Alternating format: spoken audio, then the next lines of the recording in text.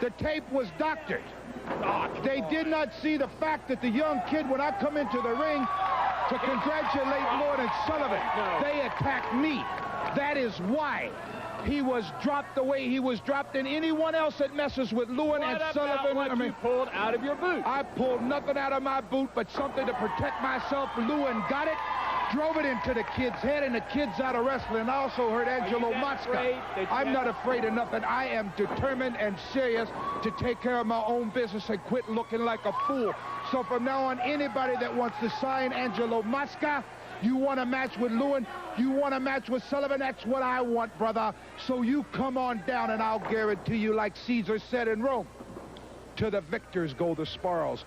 And in my idea of victory is the man that walks from the ring is the victor. I don't care who a referee counts down, what a referee says. It will be ultimate and everlasting victory by the hands of Mark Lewin and Gary Hart. And if it takes the golden spike will be used, because I'm sick of you, I'm sick of the promotion, and I'm sick of Mosca. So if you ain't got guts, not afraid, brother. Why would you have your men around me?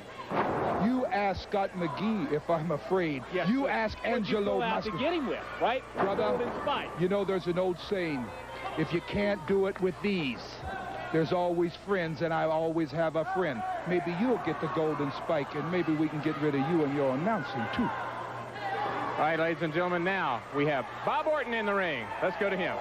And a very good match we have going on. Right now, Bob Orton Jr. has gained the upper hand this match, but Vinnie Valentino, another young lion, was giving him a lot of problems while Gary Hart was out there explaining to you what happened. Gary Hart seems a little upset, David, and a lot of people have been upset. Very upset. Big Nasty Mosca before, and came out on the smaller end for many, many years. Many guys was after Big Nasty Mosca, and now I think Mosca's after 2 or 3 more. One Maniac Mark Lewin and one Gary Hart. All right, but look, right now, Bob Orton Jr. content right now just to pull at the neck and the head. All right, pulls that knee guard down, drops it right across the net to inflict pain. The neck. What he tried to do to Ric Flair. Exactly, he tried David. to snap it. And that, but they are so proud of being called now because it made them $25,000. The diamond drill neck twist on that they did on Ric Flair. We should call it the $25,000 neck twist. Yes, that's right. All right, neck breaker there. And it did one thing, because it made... He pats himself on the back. Oh, how proud he is of himself. That $25,000 made Bob Orton Jr. and Dick Slater go from the hunters to the hunted, because they found out that Ric Flair had a lot of friends. It was going to revenge for him, one being Wahoo McDaniels. Vinnie Valentino fighting back now. Bob Orton Jr. in that corner. Knee right into the midsection of Valentino. Like you were saying before, John, Bob Orton Jr. and Dick Slater were the ones that almost kept Ric Flair from going to Starrcade 83. And like I told you fans a little bit earlier too, we want your opinion about Starrcade 83. If you have that pencil and paper ready, we want to put up the address to write and give us your opinion of what you think of Starrcade 83. All right, there's the address right there. Jim Crockett Promotions, 421 Briar Bend Drive, Charlotte, North Carolina. The zip is 28209. Please write us and give us your opinion of what you think of Starrcade 83. Look, he drives that knee right into the chest.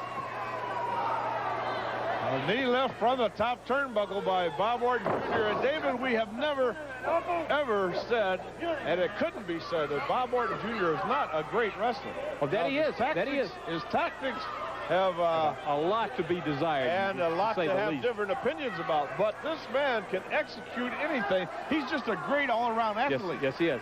All right. Oh, my goodness. Picked him up and just let him loose. Dropped him right on his head. Got a little extra twist of any maneuver he performs in that ring. There was a double arm suplex, but never done. He's been working like just really on the upper part of the body, the neck, the head, the upper part of the shoulders, just pounding away. Ooh, good grief. Everything he does in that ring, he puts all look at the grin. Look at the grin on his face. How happy he is. He does. Oh, he really enjoys it. He's setting him up. He's got that neck in position. Look, he's trying to yank it. Valentino holding on for dear life. He doesn't want it. He snapped. Valentino trying to fight, He snapped. Pounding away now at the face. Orton. Content really just to punish. Excuse me, John. He snapped Ric Flair's neck that night, just like he would be trying to drill for oil. Then they come around here and say that was a diamond drill neck twist. Well, it looked like he's trying to set Vinnie Valentino up. Wait a minute. John, he's going up. Oh! Off the top turnbuckle to the floor of the arena, not the ring. Bob Orton Jr. does everything just a little bit extra. Yes. A little bit more finesse with a little bit more. All right, now he rolls in and out. That count. Yes. Intelligent individual. All right, slam. Is he going to slam him? Where's he going to slam him? The iron bar. The iron rail. And that is the backbone. There's not much meat right there, David. No, there's no not. Protection whatsoever with an iron post out there and drop the backbone right against it. He's getting a tremendous warning here from Tommy Young. Valentino, the game competitor that he is. You hear it? They're yelling, "We want Flair." They would still, even though Rick's got the world heavyweight belt, they still love to see Rick get Bob Orton Jr. Yes. I know everybody that was seen Starrcade or everybody's heard the results now are happy that Ric Flair won the world title again, but they still want to see him get down. Oh, yes. Hey, Orton wants Ric Flair. He wants a shot at that World Heavyweight Championship. He wants Ric Flair to come back in the area. He wants to wrestle him for that championship. That would be a good match. And Valentino trying to come back in. As we said, the one and only belt so far in Ricky Steamboat's career that he hasn't got is Ric Flair's belt, the one that Ric Flair now possesses. And he's been 5-time tag team champion. Yes. Valentino fighting back now.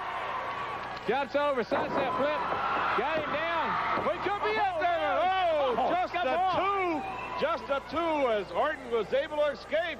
Orton now backs him up into the ropes. Bulldog. Oh, and he drives that head into that mat. Smashes that face. Orton now takes his time. That was a little confident look right there. I think he knew that took a lot out of Vinnie. Picks him up. All right. Superplex. John, you think that's what he's going to do? Got him in position, and he's got him dazed. Vinnie's lucky to stay on that turnbuckle. He's got him up. That's what he's going to do. Picks him up. Drives him hard down on that mat.